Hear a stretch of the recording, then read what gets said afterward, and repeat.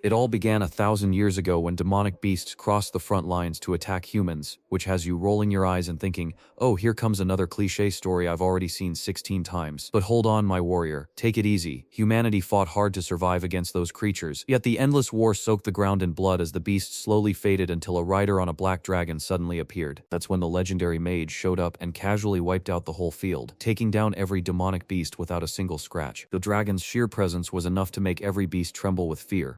Everyone on the battlefield cheered the hero's name. But then, without any warning, he suddenly hit the ground and stopped moving. The wizard promised to wait for the power-hungry soul who could resist the urge to fall. Suddenly, the scene jumps to the subway where crowds are gathered to watch the world champion defend his title in his 17th fight. On the octagon, the crowd was screaming and cheering loud for the challenger. In the blue corner stood Patrick, a 120-kilogram mountain of muscle that the crowd was screaming at to finish the fight. Over in the right corner, the world champion stands tall with an undefeated record of 37 wins from 37 fights. A champion with no losses, ripped to 5% body fat, 100 kilos of muscle, and cool black hair stands face to face with Kim Jinyo, who the announcer claims has been skipping footwork lately. Meanwhile, Patrick's interview hints at an injured foot and predicts today is the day Kim finally loses.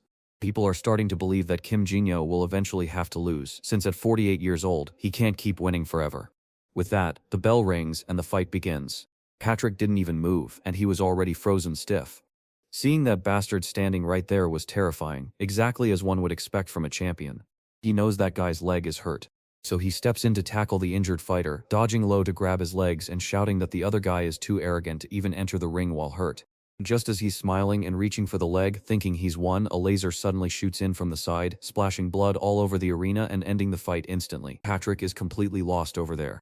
Kim Jinyo explained that he kept his leg down because using it would make things too easy, and honestly, he's such a cocky guy. Later, he zips up his coat, bangs the locker shut, and turns to leave just as a man in a joking tone calls out to him, saying that people are waiting to interview him and that he should stop to meet fans. But Jinyo just tells them to send a message, because when his schedule opens up, he's got better things to do. His friend says he needs to understand, especially with the rain pouring down and traffic turning into a mess. Zhou shouts that this is even better, so he'll sprint to get there faster. But without a word, he slammed the door shut just as his friend tried to run away, claiming the trip was 30 kilometers. But the guy was gone, vanished right before everyone's eyes, leaving reporters to hound the coach for answers on how that legend came to be. While the protagonist heads back home, the coach feels a heavy sadness coming. He still remembers the very first time he watched that kid step into the ring and knock out his opponent with a single punch. The next fight was all about elbows. Most fights barely lasted 30 seconds, leaving the coach feeling sad. Certain Kim Jin-ho would remain unbeatable until he retired, and he told reporters the leg injury was just to make the match tougher. Eventually, he reaches the apartment dripping wet. The 14th floor entrance was packed with gifts from fans. You got it, bro. The world champion turned a regular apartment building into his own giant mansion. But the one thing he loves most is right here, but it's the gamer PC, bro, and even our UFC champion can't resist getting hooked on games. It wasn't just any game, but one called Last Savior. It was such a tough game that even most Korean players who usually love this kind of niche gave up on it. Kim Jinyo has been playing it every day for 10 years. He keeps training harder and tougher, battling stronger foes and scarier monsters, making that his whole life. The protagonist smiles and says he hopes he doesn't win today like he usually does. Standing on the battlefield, Faye loved nothing more than the thrill of challenging a creature. So once more, he faced the Demon King R once again. After a while, Jinyo's face shifts as his expression changes. He stood right before the Demon King, who was barely hanging on with almost no health left. He glanced at the health bar and couldn't believe it, realizing that at this pace, victory was almost certain. He strikes the Demon King, shouting that the bastard needs to learn how to defend himself. He lunges at the enemy's legs and can't believe he missed such an obvious opening, while the struggling NPC fights back but stands no chance. Kim Jinyo's blonde character is finishing him off, puzzled by today's boringly simple pattern since every single attack he throws lands perfectly. He sparks a lion's spirit that carves a dozen deep cuts into the Demon King. When he powered on the PC today, he meant to challenge himself for a win, but right now, winning just scared him. He yells at the Demon King to hold on and try something different, shouting that he's going to win and won't lose today. Kim Jinyo even tried to bend his fingers to lose, but winning was unavoidable. In the end, he landed the final blow that ended the Demon King's life. And so he was cheered as the very first to slay the Demon King Azizar. In that instant, Kim Jinyo's face shifted. He had won the top prize in two totally different worlds. The mouse hops to the screen, angry at himself and wondering who to fight, so he decides to run out into the rain and hunt a bear in the forest. Then right in the middle of the clouds, a golden light flickers and a strange bolt of lightning strikes. He looks up just as lightning seems to strike right into his apartment. The screen fades to black, and he feels dizzy and numb all over. He looks up at the rain falling around him and can't remember when he ever left his house. But when he looks down, he realizes he's wearing a pair of strange orange pants. Suddenly, a hand lands on his shoulder and someone calls out, 218. The blonde girl with blue eyes snapped that they had to flee right now, calling him out for standing there like an idiot. He's feeling lost, so when he spots the number 1 before him, a crowd of prisoners is scrambling to break free from a prison that looks more like a castle. Staring at a flag, he thinks he sees the eagle's design, but 172 grabs him back to reality, warning that this is their only escape from the butcher's prison before it's too late. Look at the guy's face, he's clearly spotted the butcher's prison, and I'm already loving this start because lightning zapped him to another world that was just too overpowered for this one, leaving him dazed even as he gets dragged away. Right beside them, a long line of prisoners kept marching past, dragging the gate behind them in a huge steaming tub of war. Kim Jin-yo wanted to think he was dreaming, but everything felt so real. He sprints alongside the girl, realizing he's trapped in his old game, so he decides to calm down, escape this place, and solve the mystery later. But suddenly, he halts and urges 100. This place was meant to be the toughest prison ever, but everything inside was completely out of control. 72 claims the reason is that Director Clark isn't around. It looks like he stepped away to handle something, giving everyone a perfect moment to slip away. Kim Jin-yo suddenly grabs her by the collar and drags her the other way, shouting that she's crazy, but she is absolutely certain he's right. That prison was built to stay safe, so it should have been impossible for things to fall apart this badly. A strange feeling warned him that anyone who walked through that door wouldn't live long. While 192 struggles to hold on, the others manage to burst through the door and cheer wildly, finally free.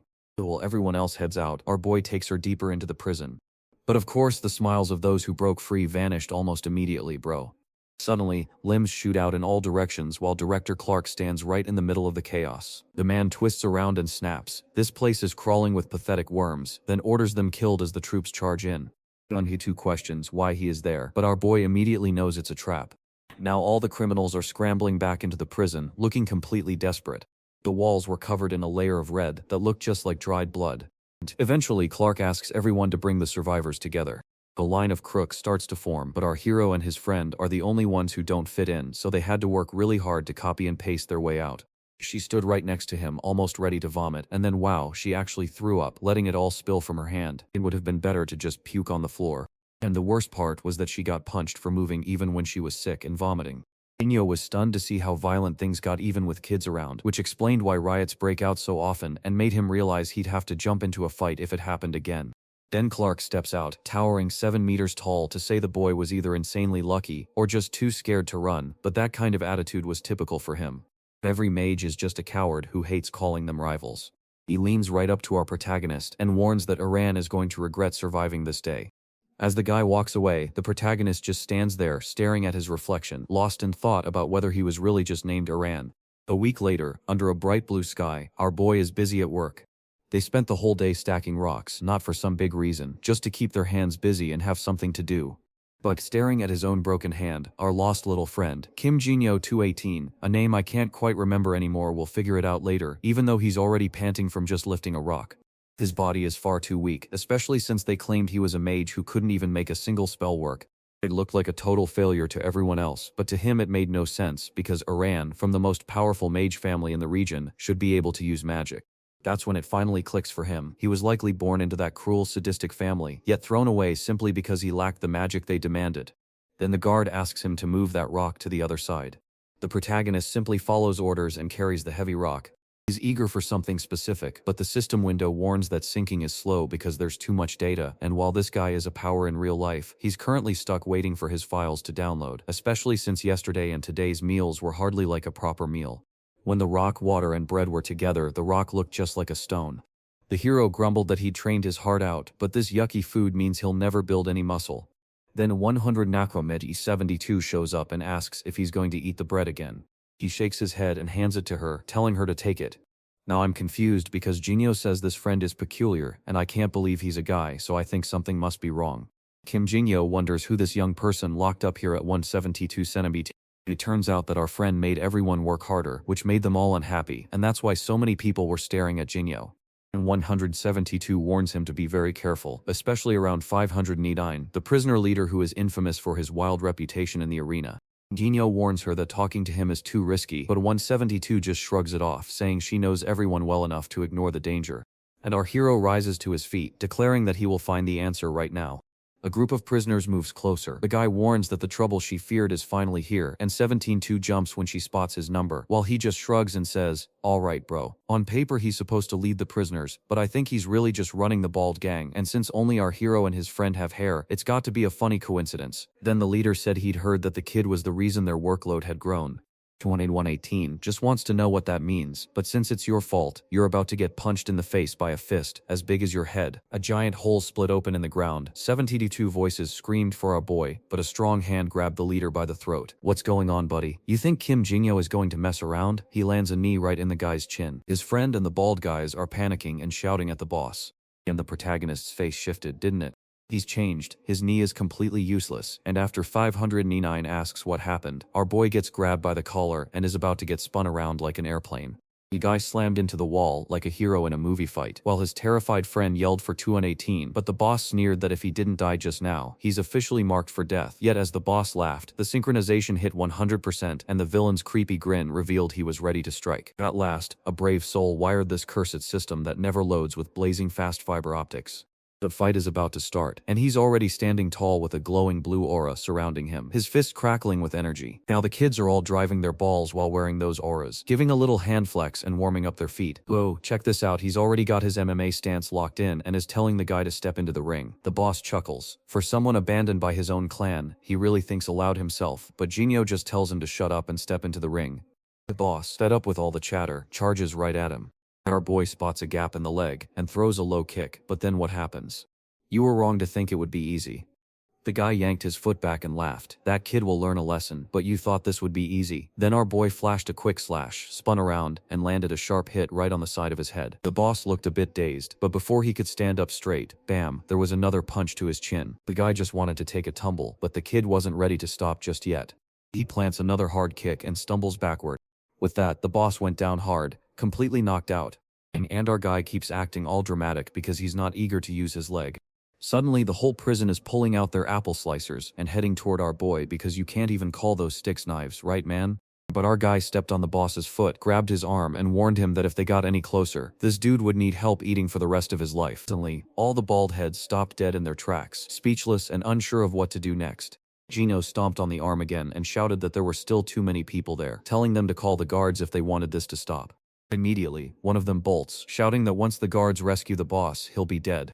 In the end, all the guys gave up and just carried the boss away. Sometime later, Cell 72 wanted to know how he did it, because it was just too amazing to be true. Not to mention, the kid seemed to have shot up like magic, so what actually happened? The main character claimed he was tired from moving rocks, but he was really just noticing how his real-life strength matched the game's stats. This is the first time the hero brings his own flesh and blood body to the game, and it's way stronger than the weak version he usually gets. Our boy is blown away by the stats. This guy named Zed Aaron is an immortal duelist, an S-rank archmage, and has every power under the sun, yet what really bugs him is that his actual class is just mage. As a result, his agility, strength, and resistance are cut in half or even worse. Even though he's trained as a mage, he has absolutely no magic power inside him. So he's wasting half his power for no reason at all. And don't forget, it makes no sense since he comes from the Arahan family, which is packed with geniuses. Meanwhile, 172 just stares, chuckling to himself as he wonders what this crazy person is babbling about. There is no way the man is lying on the bed, trying to make sense of how he ended up in such a terrible body. But first, he has to take a deep breath and think about what he can do. Even with that growth penalty chopping the 50-50 deal in half, it's still better than nothing. Not to mention, he's got a knack for building up his own physical strength even more. The only real problem is that the food there is so bad it's not helping at all. He wants to really get a good look at this whole stack of rare S-rank talents. If he had all of that and could tap into mana, he would be unstoppable. The Archmage's blessing was a gift too rare for anyone but a handful of chosen ones. But all is well, for he is determined to crack this no-mana mystery, and just as a sliver of hope appears, a stranger from outside the cell begins shouting out a string of numbers. Everyone was ordered to leave the cell. He asks what's happening, and 172 replies that those are the people in the death coup who'll have one last meal before saying goodbye, so he understands and then asks for the friend's name. To the sadness of some and the joy of others, the name is Ryu, proving he really is a friend. Our boy introduces himself as Zed Aran, but since that name is a bit plain, I'm just calling him Zed, because Zed sounds cool. Zed asks Ryu how long he'll stay in prison, and Ryu replies that he's planning to escape soon. The hero is desperate to find out the way. He says, it's simple, because the guard up front holds the key. Zed thinks he can steal it, but Ryu says it's impossible because even though the guy is retired, he's still a powerful five-circle knight. Director Clark is the perfect example of a knight who despises mages because in the world of Last Savior, knights and mages always hate each other. Now Zed is wondering how he can get away from a place guarded by a five-circle person, which is strange since that's the first time he's seen circles used on someone without magic. Ryu tells you it's a simple street hustle, just snatch the item while he's looking the other way, but he warns that Clark is too sharp to let you get away with it. So far, he hasn't found a single chance to make a move. He smiles and mutters to himself that he's finally found a way out of this place. The next day, work begins again and a guard shouts that the boss ordered them to carry even heavier rocks. People are grumbling that it won't work. The guard presses a sword against a man's neck and warns that soon everyone will die, while the bald man asks why they are pushing so hard when there is no reason for it. The guard glances over his shoulder and mutters that everyone should know who messed up. Everyone stares at Zed. Suddenly the guard coughs and tells us he'll be right back in a moment. The 172 warns him that they're clearly setting a trap so the others can jump him. He'd spotted that the knights sworn to honor were acting all wrong. While Ryu runs away to stay out of trouble, he clearly has a plan because he refuses to let Zed die. It's clear the prisoners have all decided that to make things easier, they'll have to kill Zed. But the hero smiles and admits that there's no way out. Suddenly, all the tough guys charge at him, laughing and calling him full of himself. The moment the first one steps in, Bam smashes a knee right into his chin. As the bowling ball hits the floor, everyone freezes in fear, waiting to see who will be the next crazy one to rush in. But Zen just says for them all to charge at him at once. And now the crew is off on another adventure. But the very first enemy he faces gets a hammer to the head right as he's throwing elbows and smashing things, leaving Zed furious that these bastards keep showing up one by one instead of attacking all at once. Another guy hits the floor while he complains they aren't fighting hard enough, then he ducks at the last second to dodge an incoming blow. Another knee slammed into him followed by a flurry of headbutts and punches. Chaos erupts everywhere as a massive fight breaks out. From far away, Ryu watched everything unfold. The boy walked past a line of dead bodies on the ground, not knowing that Zed was this strong. Just then, someone right next to him shouts for Ryu to join them. While everyone else is watching, Zed is already bouncing his way through, kicking guys right in their bellies. Just like always, they whip out their small but impressive knives, which she thinks are great, but Zed immediately slices the next guy's face and tells him to go all out, because he's clearly having a blast. That guy spent his entire life fighting, so nothing excites him more than finding himself right on the edge of danger and dodging a move that could have taken his life. That rush is what hooked him on both the game and fighting, driving him wild as he lands a hit on the chin and another on the neck, looking completely unhinged until someone stomps on his back and shouts for Zed Aran. Bu grabbed the cracked albino kid and warned him that if he didn't stop, his friend was going to die. It was clear, wasn't it? Ryu had been taken. Apo just smiles and tells them they made a big mistake. He fought to get free, biting and struggling with all his might. Crack Kid Boo shrugs and says the kid will die to a two-circle knight, so it's not really that shameful. He leaps forward to strike, but Zed sidesteps the blow effortlessly. The guy looks completely shocked, acting like he has no idea that Zed just vanished.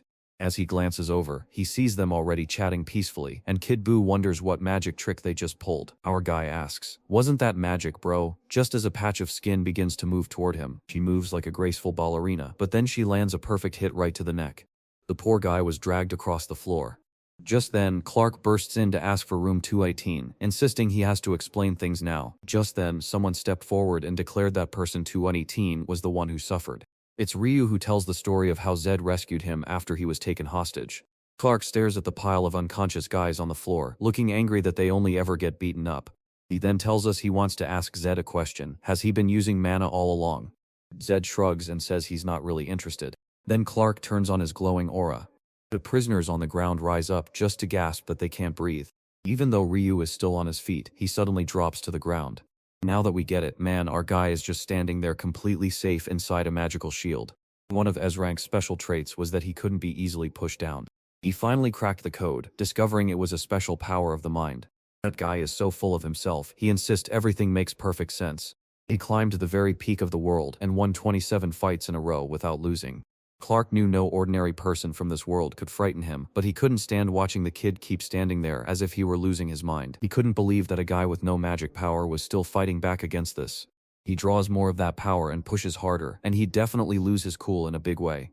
But strength's defense against being stopped is completely unbreakable, and with his hand on his hip, he looks totally relaxed while Clark stares in shock, unable to figure out how this is happening. The other guards beg him to stop, shouting that everyone will die if he keeps going, so Clark turns off his aura. He stared at Zed and warned him to calm down, or he'd slice his own throat before he knew it. He glares at the boy one final time, then spins around and orders everyone to get back to work. But hold on, Zed calls out to him with something important to say. He says he's done with this silly rock stacking game and is more than tired of these prisoners attacking him. That's why he plans to end it all. Ryu asks what the lunatic is saying, and Zen responds that he wants to join the death row crew. Clark doubts he even knows what he's talking about, and he can't just decide to change his mind later. Barb jokes that Clark could even trap the sound in a crystal ball if he wanted to, but he's not backing down at all. Clark nods with approval and calls out for someone to bring the registration item. Ed immediately asks for a massive birdie steak on his death row last meal, a rare and expensive dish that boosts strength even in battle, though the guards think he's crazy for wanting to stockpile it, so he warns his friend Clark that this request is fair for his life and family, and that he knows the real deal so any trickery will be called out. Rue is furious and confused about why this lunatic is so desperate to die. Then Zed admits he forgot about his friend, and now they are both on death row. The team pauses, but Clark steps in and tells them to follow orders, insisting that saving an Aaron's life is worth the risk. Our girl thanks them while Ryu panics, wondering why he got dragged into this mess. In the next scene, he's in his room getting ready to find out that cooking a steak takes over a week, so he uses that time to keep training while Ryu thinks it's a waste of effort since he's going to die anyway. Zed then shows off a special little system. With every other stat already maxed out at 100, all of his new experience naturally pours into his mana. Right in the middle of it all, a guard appears and shouts for the two of them. Zed is already cheering, shouting, "Finally it's hair." As the super rare steak sizzles, Yuke takes a bite and tears up from pure joy, shouting that this is the best food he's ever had, but Zed just grins and reminds him it's all his doing while the blockage in Yuke's body slowly clears away. Suddenly, someone bursts into Clark's room to announce the banquet has begun, and he erupts in celebration, shouting that no one is allowed to come near the two of them. Thinking about what on earth happened that day. The boy didn't fight back, but Clark still felt something odd about it. It felt like his magic just didn't connect with anything.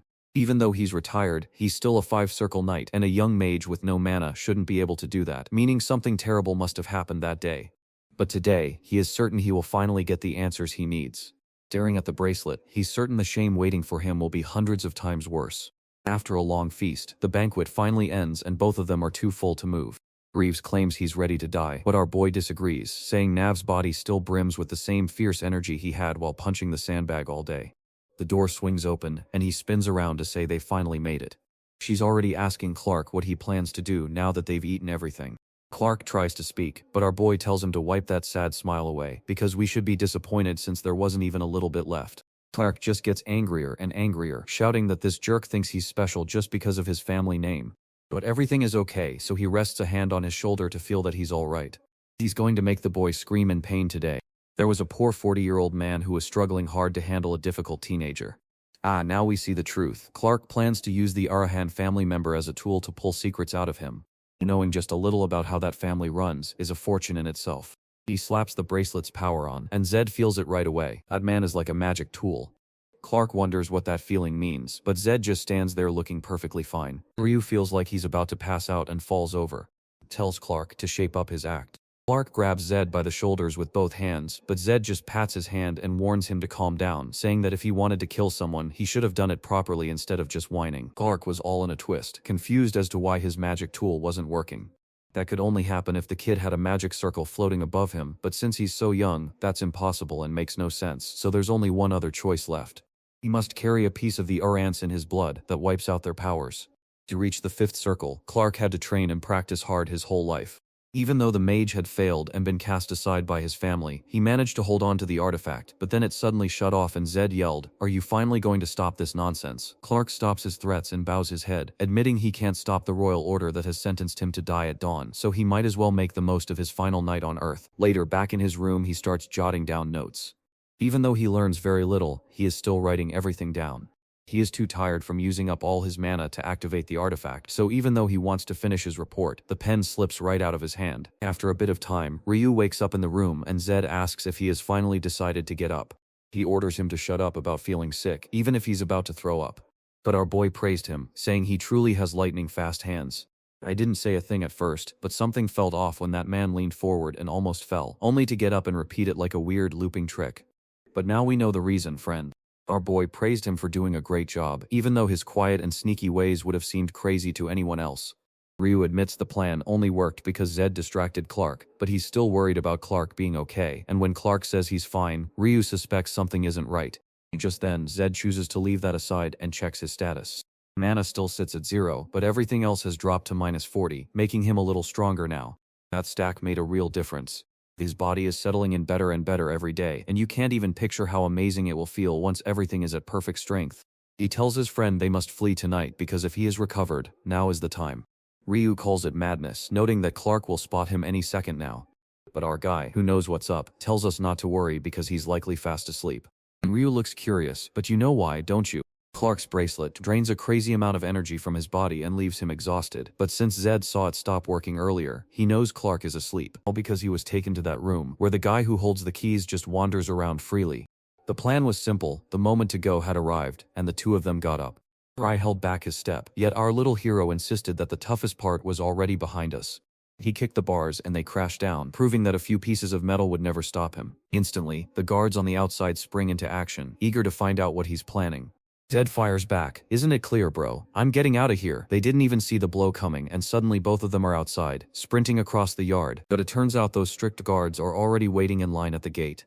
Poor souls who tried to stop him, especially the guy in the middle, because he has no chance after Zed rushes past the guards and scares Ryu. While the first defender looks like he's got 6 kids, Zed's age, he dashes by, slips past the guards with ease, then punches one squarely in the face to knock him into the next, just like bowling with real people. The poor guards are already lying everywhere in twisted and broken piles. Before the second one could move, a sharp hit smashed straight into their neck. A clean hit knocked all the air out of him. Z kept coming from the right, and soon the rest were being torn apart. He kicks the first guy he threw, while the others behind him focus on defending instead of attacking. As a fool swings his sword, Zed slips underneath and boots him hard in the ribs. The guy landed with such force he almost tripped, and Zed barely caught the next sword swing with a hand on the ground. Another kick, proving once again that this guy is the absolute king of Taekwondo. Another fool hit the ground head first, and 2 more unlucky ones stumbled right behind him. Look at the psycho's face, he's laughing like he always does.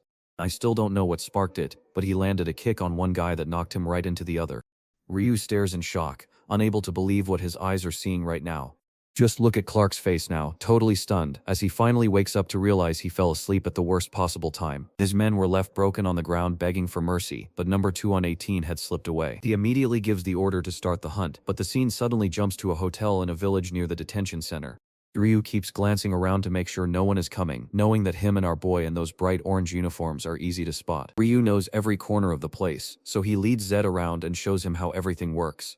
First, they had to blend in with the locals, so they grabbed a beggar's clothes to hide themselves. Ryu says he's off to get some food, but our boy asks how they can do that with no money. But remember, our little thief is a girl, right? He's about to get away with it easily, and he even tells Zed to just hang back like a side character. He'll be right back, but when he returns an hour or 2 later, his eye has changed color because a thief gave him a trendy blue contact lens from a southern land where fans of the old hero love that style, and since he belongs to the Sword-X clan, he can't risk showing off his natural glowing red eyes that would anger their hated enemies, the Arrow Hands. Soon enough, they find themselves inside a cozy cabin deep in the woods. It's like that moment right after the story ends where the hero gets lost in the woods with the elf girl, but this time, it's with the girl instead. And only then does reality crash into Zed, leaving him bewildered by how he ended up inside a game and forced to sleep in a stable. But the madman claims life is fun, while Zed just wants to know why this crazy guy Rio is always sticking to him like glue. The guy kept calling him a side character, which made no sense, so for now he'll keep Rio close, but stay on guard since he doesn't really know him yet. He wonders just how long he can keep trusting this person before things turn against him. Thanks buddy, our guy's all alone, isn't it? Makes perfect sense, doesn't it? At 40 he spent everything fighting and playing games, so the house was completely empty. The next morning he wakes up and realizes with a jolt that none of it was a dream. Ryu is shocked that a noble like Zed sleeps here, but when Zed asks his friend if he likes it, the reply is simple truth. When you're poor, you don't pick your spot, you just take whatever bed you can find. Even though our boy stole this guy's life mid-story, the old capitalist bro wakes up ready to cash in because you can't get strong without food or a roof over your head. Ryu admits it's going to be tough since Clark is hunting them, but he's sure they'll get found soon. Zed questioned if they were talking about stealing, but our guy laughed it off, saying there's no way to get rich by stealing in a place like this because they'd first have to earn money the honest way. So in other words, the arena, right boys? And there we stand in the sandy underground arena, face to face, with that smug little grin showing he feels perfectly at home right there. And honestly, doesn't he look like a guy from Attack on Titan with that black hair and little scarf? Just incredible. What there they are, right in the middle of the chaotic crowd, lost in the frenzy of the fight. Drew knows he's in the wrong spot and thinks something's weird, but the crazy guy insists this place is perfect, even though he's just biting someone's shoulder. Then, Bam gets cannon-fisted right in the mouth. It's nothing but a wild brawl with no rules at all, bro. Feast fly into ribs and teeth sink into skin, turning everything into a wild, chaotic mess. The crowd roared with pure joy, completely loving every moment. Ryu shakes in fear while our hero cheers, realizing the fighters are far better than he thought. Then Walmart Uro Hammer rushes in and hits the big guy hard. For a brief moment, the guy takes a hit. And I'm sick, it takes longer than a second, because he gets slammed with a whole combo. Ri is freaking out and telling Zed to stop thinking about Fizz. But then he realizes his friend has vanished. The whole crowd is losing their minds because Hammer has blood on his hands. There he is, holding Masa's arm as Zed tells him to take it a bit easier. Walmart Yujiro stands there looking totally confused, bro. Ryu already thinks the guy has lost his mind, while the girls in the crowd, convinced this is the modern world, ask the ref if he took a bribe to let someone die. Yoro wrenches his arm free from Zed's hold, daringly asking if Zed thinks he's a noble or if he actually wants to die. But man, Zed just says an absolute no. You'd know just by glancing at them. He's just a street kid, but the angry crowd tells Yujiro to beat the brat for interrupting their fight. He nods and accepts the challenge, promising to turn the fight into a show for everyone. Ryu shakes his head and starts listing every reason why this is a terrible idea, shouting it all into Zed's ear. Zed tells him to chill, saying his only friend needs to bet everything he has on winning this fight. Ryu didn't want to, but Zed reminded him that the meat they ate was so good they'd have another feast soon, and there he was facing him. The other guy says he respects the kid for being a total nutcase. For once, he doesn't look afraid. Then suddenly something grabs his attention. The kid stood ready, breathing calm as he locked eyes with his rival, radiating a deadly confidence. His stance looked perfect compared to anyone else in that ring, but then Yujiro started shaking and admitting that a kid was scaring him more than he ever thought possible. He rushes in shouting that it doesn't make sense, only to get hit by a punch that sends his nose bleeding instantly.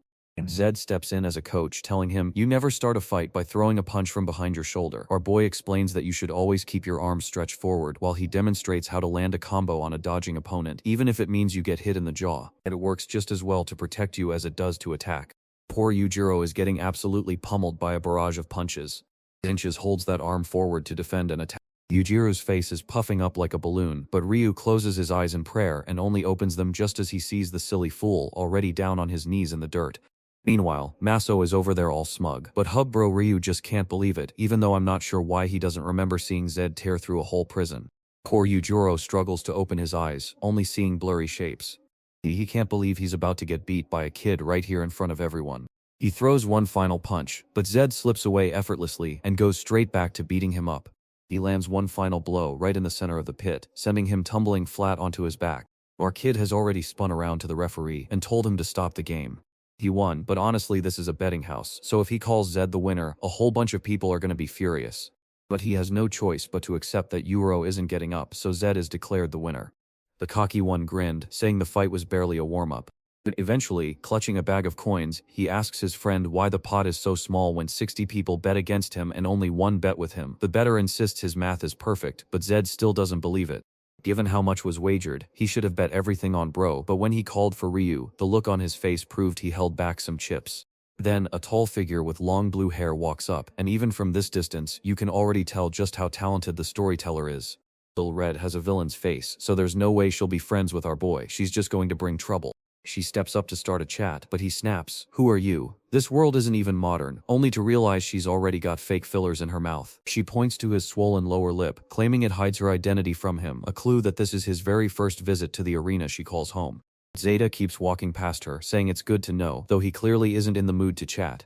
Rue sees things going wrong as two massive men block the path like a wall, yet the kid boldly looks up at them and asks if they all want to end up on the ground, leaving the tough guys confused until Hera explains that the warrior he just beat came from the big city and needs to understand what that means.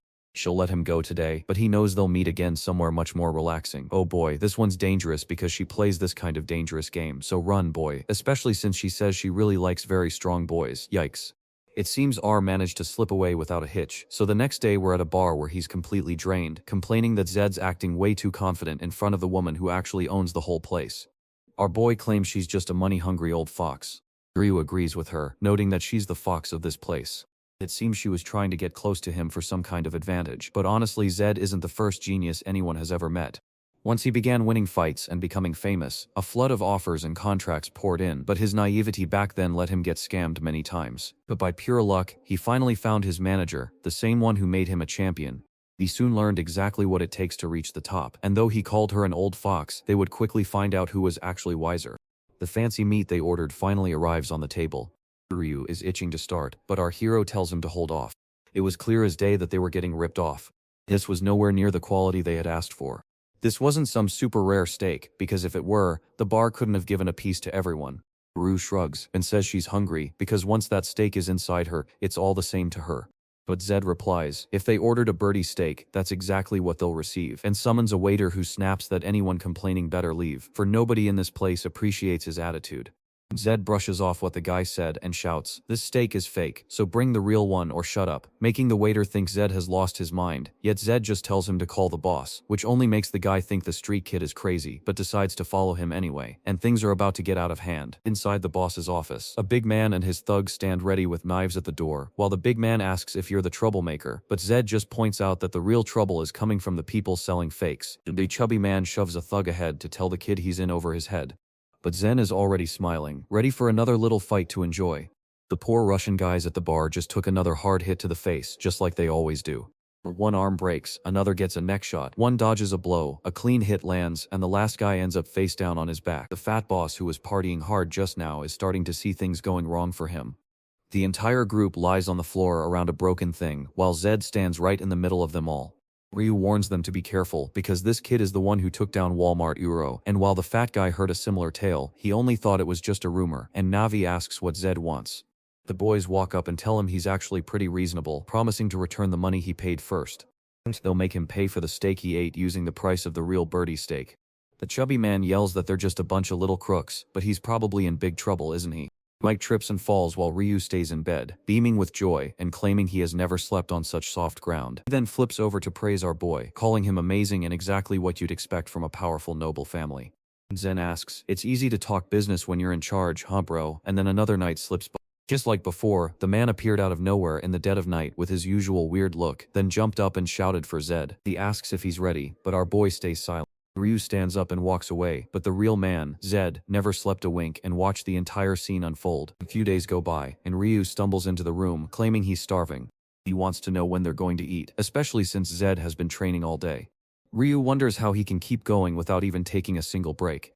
The antagonist stands up to check his stats, only to decide that they've stopped rising no matter how hard he trains, leaving him stuck at 0 while the hardest climb from nothing to 1 takes far too long. He looks at Ryu and says their training is done, so they're going to grab a steak for breakfast. It's been 3 days since they went out, giving the guys a breather after their last wild meals left them eating 10 portions so much that the staff had to pay for them.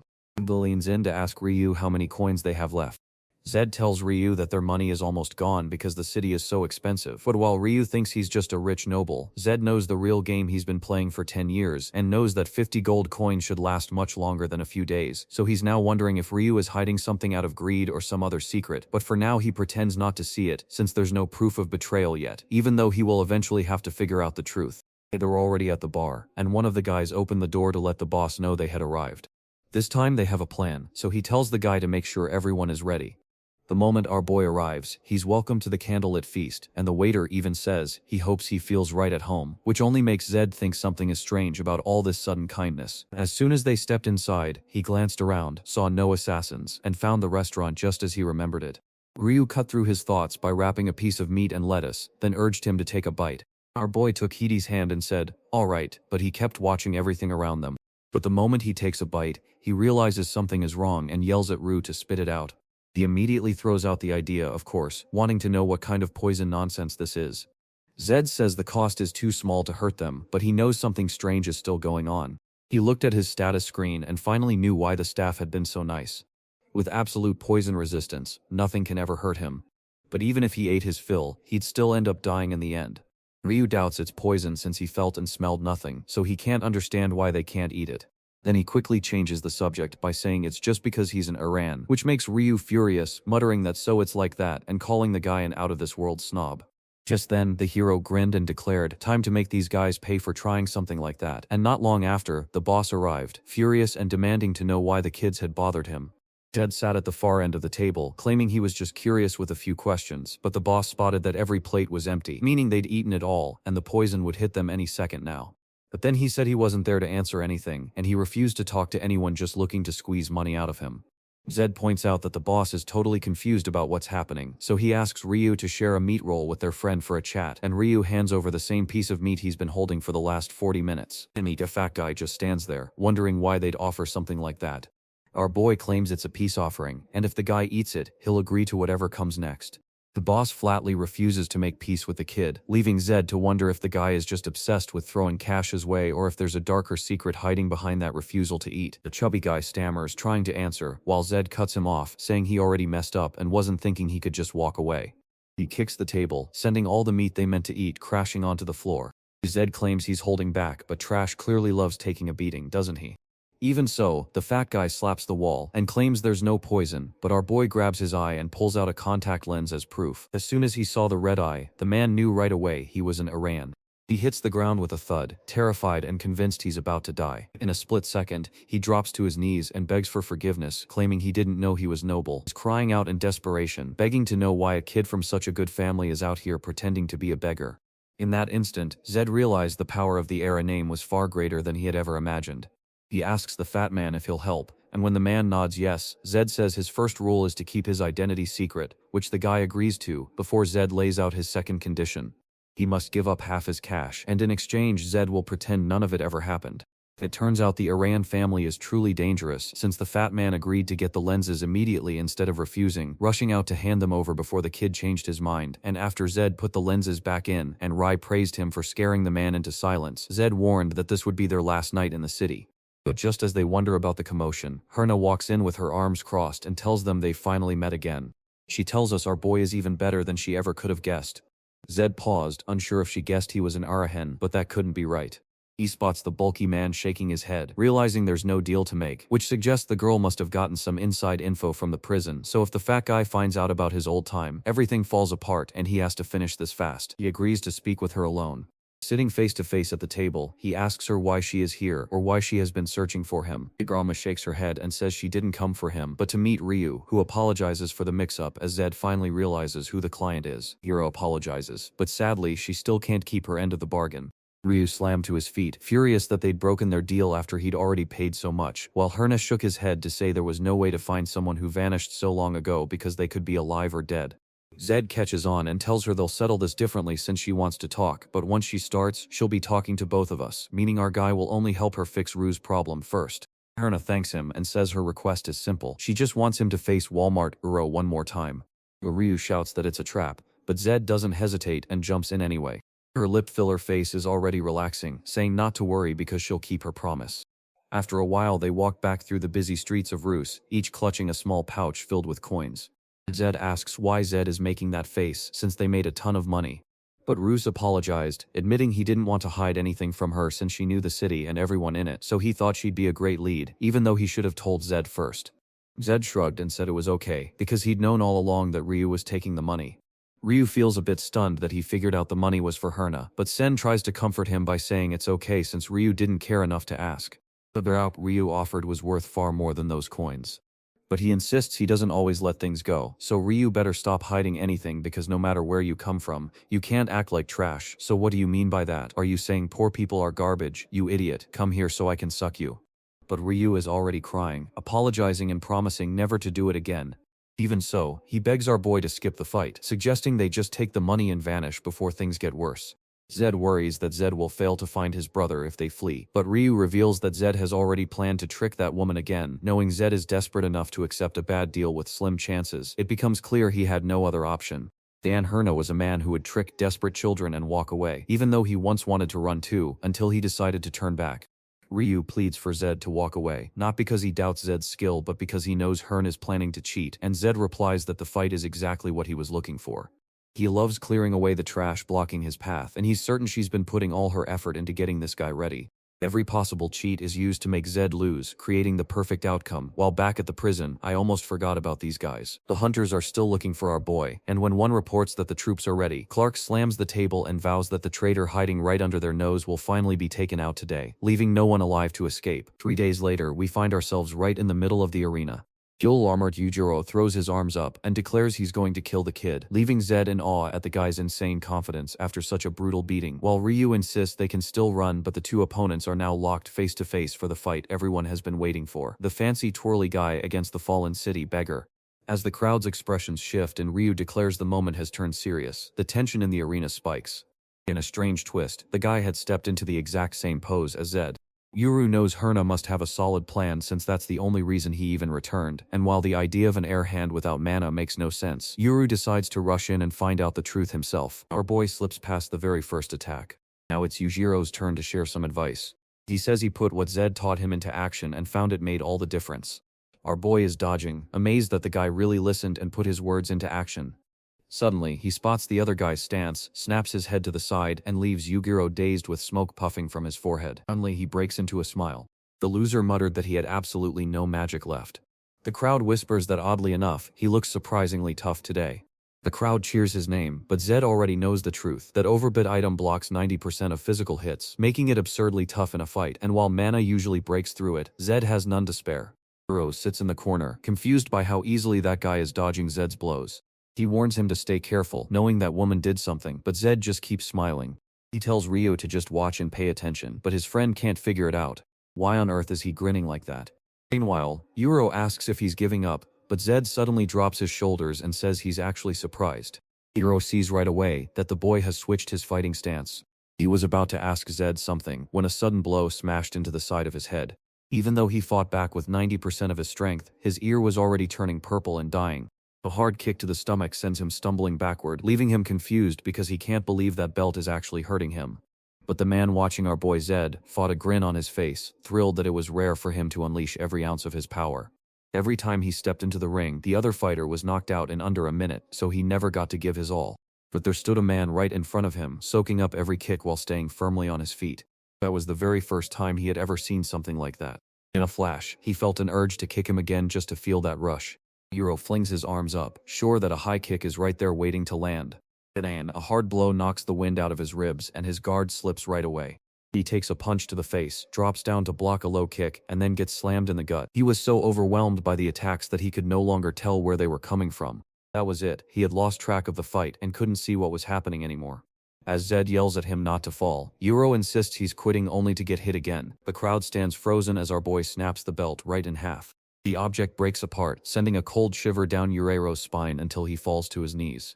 Then the hero looks at him and asks why he won't get back up.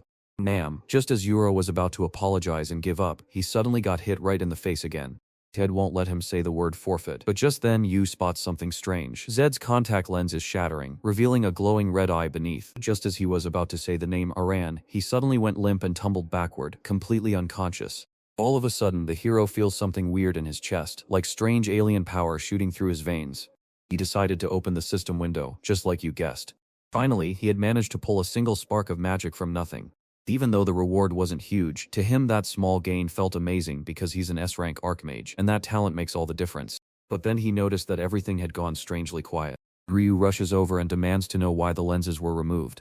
Zed points at himself and asks if everyone can see his glowing red eye, and Ryu just replies that it's obvious before the crowd realizes what it is and screams that anyone caught in that gaze is doomed, causing everyone to bolt in pure terror. So Zed dashed off, shouting that the guards were coming and they had to vanish fast. Meanwhile, Miss Fatlips was seething in anger, muttering that she'd made a huge mistake by trusting that convict. She stands up and declares she'll have to handle the Zed guy herself. She's absolutely furious because the man she hired wasn't cheap and now she's lost a fortune. Not to mention that belt, which cost over 200 gold coins, was destroyed right then, and she already knows that Brat has made her lose around 2,000 coins. She screams in fury, buries her face in her hands, and cries out that she should have listened to that man and killed the brat right away. Meanwhile, our boy and Ryu are packing up to head out. The trouble was that guards had taken over every corner. Eventually, Ryu climbs out of the barrel and asks if things are finally quiet. He tells the boy to stay put while he goes to grab a carriage so they can leave. Just then, an orange-haired stranger stops and tells her he was sent by Ryu, asking her to share the information he needs so he can talk to her. Besides, they'd better know that no other carriages would be running in that city. I figured the boys would flee, but they marched right on over to meet that crazy lady, and while Will knows it's a trap. Even though Zed's friend thinks the idea is crazy, Zed warns that if they don't deal with this now, the trouble will chase them forever, so it's finally time to get it done. Just as he had pictured, a short time later Hera arrives with all the guards. Even that jerk Clark with his mustache showed up. McCrook thinks he won't lose. Clark promises that if anyone as shady as those two really did steal the key and run, they are in big trouble. Ern laughs, admitting he was an idiot for not staying on her side, because if he had, none of this would have happened. But Zed says that even if he could travel back in time, he wouldn't change his fate, and anyway, he wasn't ready to fade away quietly. In that instant, Clark pulls his sword and shouts that Zed Ahiram must die now with no one daring to stop him, while the main character simply orders Ryu to hold his ground. Clark finds it funny that the boy really thought he could win this fight, but honestly he was pretty brave for a mage. Our boy is confident he has a 50-50 shot at winning. He plays a mental game where he believes he can beat anyone stronger, so he never quits. Yet he stays sharp against weaker foes too because they have a chance, proving he has a truly strong mindset. To him, the strength of the five-circle knight didn't matter because the odds were still even, meaning he would either win or lose. Clark coats his blade in aura and tells the boy he stays confident right until the end. His presence swells as he tells the boy that he will face death with confidence no matter what happens. Then he rushes forward, shouting at Zed Aran to die. The protagonist just watches him approaching, whispering that this was exactly what he wanted. No grand prizes, just the thrill of risking his life and the chance to lose, and in that instant he stepped up as a challenger again, his eyes flashing with the determined glow of his signature rank. All his powers jump up by 10 as he spots Clark's blade and a huge purple blast erupts on the ground. He shouts for Zed right in the thick of the smoke. Clark just stands there in silence. He had dug a crater right in front of him, but the boy was nowhere to be seen. Just then, someone yelled at the captain to look up because huge lightning bolts were falling from the sky. What's going on? The boy suddenly shot up into the air, glowing bright, leaving everyone staring in total shock.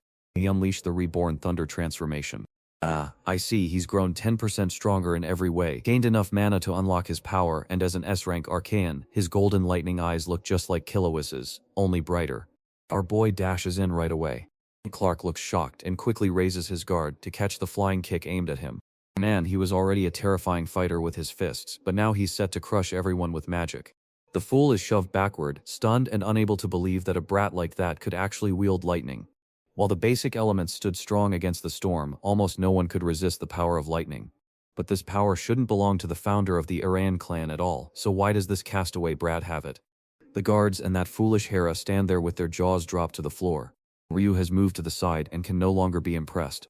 Clark stomps his foot hard in anger, knowing too well how much he despises people who get everything they want simply because of their family name. He swings wildly at Zed, declaring his hatred for people just like him, but our hero simply slides backward in a smooth Matrix-style dodge.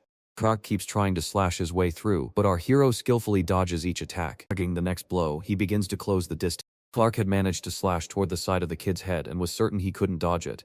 But his sword hit something like a crackling electric wall.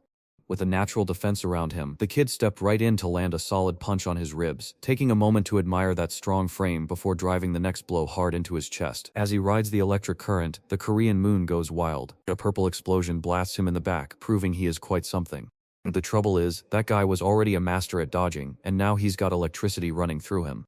Dodging another blow, he circles around from the side to land a fresh hit on the chin, leaving Clark confused because this kid is fighting like a warrior instead of a mage. Of course, mages hide behind walls and stay far away to cast their spells, which is why a knight who gets too close always loses, a rule of this world that no one has ever dared to break. And that's why the kid standing right there made absolutely no sense. More lightning crackled around him as Clark struggled to hold back the fierce attacks. It was the first time he had ever seen a mage like that, so he didn't know what to do next. He changed his mind, stepped back, and unleashed his long-range sword slashes. But Zed moves much quicker. In an instant, he was face to face again and landed another punch right to the face. Clark saw no way out and got punched in the stomach again, sending him flying across the yard until he slammed hard into a tree. The poor guy spits out nearly 3 pints of blood, while the soldier next to him asks if he's okay. It's plain to see he's a man of honor, even though others want to help. He insists no one gets involved, turns to the boy, and admits he lost to Iran, saying the boy should be killed at the very least. But Zed insists on telling the guy why he lost, refusing to be annoyed, and explains that the only reason he won is because Zed has been training harder and putting in the real effort. Clark admits it's ironic because that exact point hits his weakest spot. Someone with a powerful family legacy is talking about hard work, but his real strength just comes from being born with special blood. He truly has no clue what real hard work looks like, especially when it comes from someone with absolutely no talent. Zed insists that Clark should have been stronger at that age if he had fought harder and trained to get better, yet his shame and fear of being weak cloud his judgment, and a true knight knows he can never blame another person for his own loss. Clark stays quiet and mutters, "Yeah, that's ironic," but inside he can't believe that a kid like this reminded him of a knight's true code, so he tells Aran to just finish it and kill him. Zed knows that killing this man will bring the feared Five-Circle Knight after him, yet he can't let the man go on spreading his name. Suddenly, the challenger's power and the lightning's magic both faded away right then. Suddenly he lifts his hand and the whole forest erupts and screams as everyone wonders what he's doing. Hero commands her guards to end his life right now. Zed feels uneasy being surrounded by so many people. But then he turns around just in time to see a strange fog creeping toward him. The air crackles with strange power as he scans the shadows, trying to guess if a mage is hiding there or if someone is walking toward him. The trouble was far worse than he had guessed, so he had to run for his life. Then all of a sudden the fog begins to clear just a little. Then, in the blink of an eye, everyone before him lay dead. He hadn't even gotten the chance to strike Herna, and not a single scream had time to escape their throats. What's truly weird is that every body is covered in scratch marks, and even Clark didn't make it. Zed recalls that Ryu looked back and shouted his name. He limps out from the bushes, all twisted and awkward, but claims he's okay. His friend wonders if he did it, but our boy shakes his head and says, "No, a powerful mage must be nearby, so they know they need to run away right now." Ryu spotted a card among the fallen and urged his partner to take a closer look, noting that it was strangely clean, as if someone had tossed it there on purpose. As the two of them walk away, a pair of eyes watches them from high up in the branches of the tree. Nothing looks suspicious about this hooded guy, right? If I had to guess, I'd say it's an Aran who was watching to see if he got executed in prison, but now sees the boy as the real deal and is thinking, better protect this kid. He's the future of the family. And you guys, what do you think? Place your bets. Who do you think this guy is? Huh? Tell us. Sometime later, he built a small campfire in the forest and stared at a blank piece of paper until he poured some magic into it, causing a symbol to appear that belonged to a secret car used by hidden groups to send secret messages. Zed sees the symbol and knows it belongs to the Black Mirror, the Empire's largest secret organization that works for the Aran with total loyalty, helping them on dangerous missions. On the back of the letter, I spotted the number 4, which means observation and protection, so my guess was wrong right away. But it turns out someone is already watching over him from the Arahens. He's surprised that he suddenly has mana despite thinking he had none. But remembering his recent victory, he realizes he now has 3 points, working exactly like experience points in a game that just unlocked a lightning power to boost his strength and create a shield, though he can only activate it when using his special challenger talent. Then Ryu wakes our boy up, saying he can't sleep. He is desperate to know where they're headed and what they'll do, but our boy insists it's obvious. They're moving toward the city of Fra, the last place anyone saw his brother, so all they need to do is keep going. Ryu doubts his brother is still there anyway, since you can't even reach Frullo without riding in a carriage. Zed says he already knows that, but the route will change as they head through Timea first. They're away. That village stands right at the front line guarding the southern barrier. Suddenly, a glowing magic circle forms on the ground and a knight steps through it. "Hey woman, isn't that blonde knight the same character our boy used to play when he defeated the Demon King?" As he gathers his army, he swears to hunt down the Aran who brought shame to his home. And we see him kneeling a little earlier, asking if anyone was calling for him. He stood face to face with the Lord, who declared that a specific mission had come for the boy and Aaron, the successor of Bahal, who must restore justice and honor to his family, even though Aaron had just escaped from a southern prison after killing guards and innocent people in the city. The blonde guy quickly promises to follow the orders without any doubt. Deep in the forest, Rai calls their journey madness while Zed snaps that after 5 days of the same complaints he's done listening. His friend is yelling that they are the only fools charging straight into the front lines like this. Looking at the Empire's map, you'll see only a few paths lead out past the mountains, where terrifying demonic beasts live, and each powerful family is assigned to guard one of these dangerous regions, with the Bajal family holding the southern one.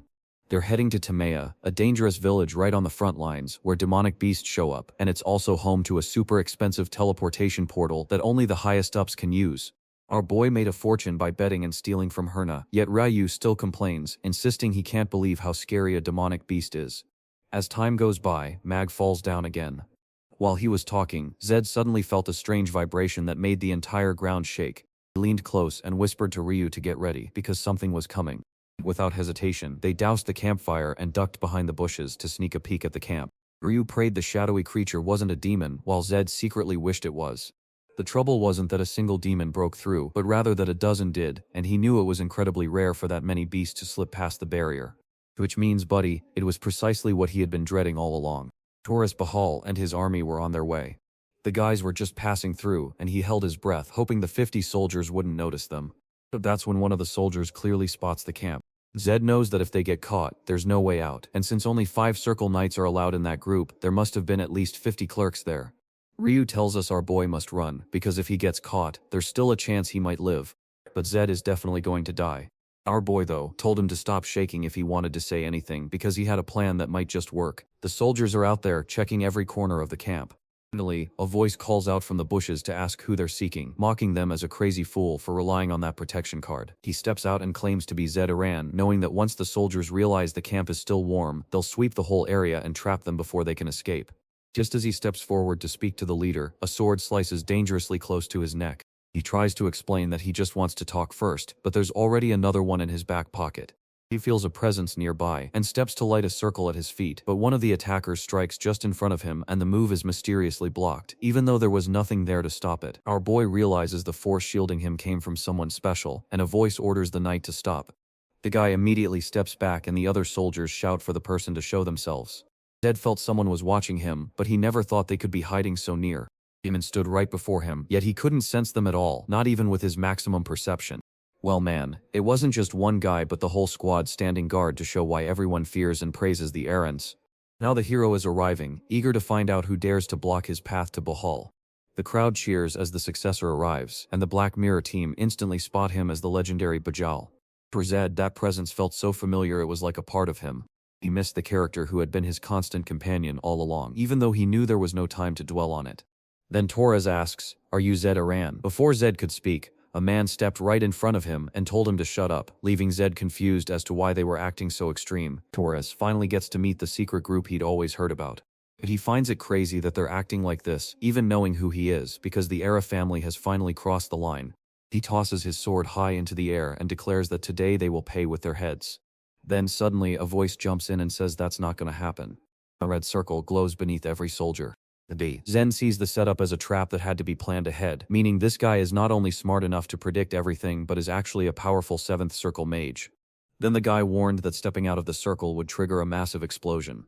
Horus stands his ground and asks the hooded man if the Ara family is ready to fight the Bahal, only to hear that even Lord Bahal doesn't want this war, so they'd be wise to back off.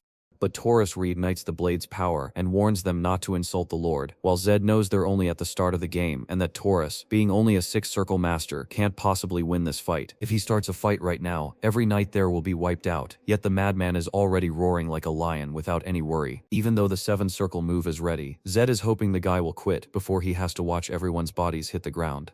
Our boy begs the human to turn off the magic circle before they all blow up, but the hooded man spins around and claims they're just doing what the Lord told them to. One of the orders he had to follow was to guard Zed Iran at all costs, which meant he couldn't do anything against that duty, even though Zed asked why, since killing the Bahal successor would only make it more likely for him to die later, and if he were truly such a skilled killer, he should have been able to leave without taking this guy out. Then he screams at Taos to stop or face death, but the man just tells him to shut up, reminding him that he has killed countless innocent citizens and guards, and now he must pay the price for every crime he has committed. Zed tries to explain that it's all a misunderstanding and that they can just talk it out. But man, Taurus is already charging in, saying they'll talk once he's right down on his knees. Zed sees that the circle didn't blow up, so the guy isn't dead just yet. Here's my courting blur. Suddenly a blast rocks the area, and Ryu yells out to Zed. Taurus tried to slash with his sword, but a group of secret agents raised a wall in their way to stop him. Even with only the block and the sword shockwave, Torres hit the ground on his knees and coughed up blood. Zed Danheim even walks over and asks if the guy, now that he's on his knees, is ready for a little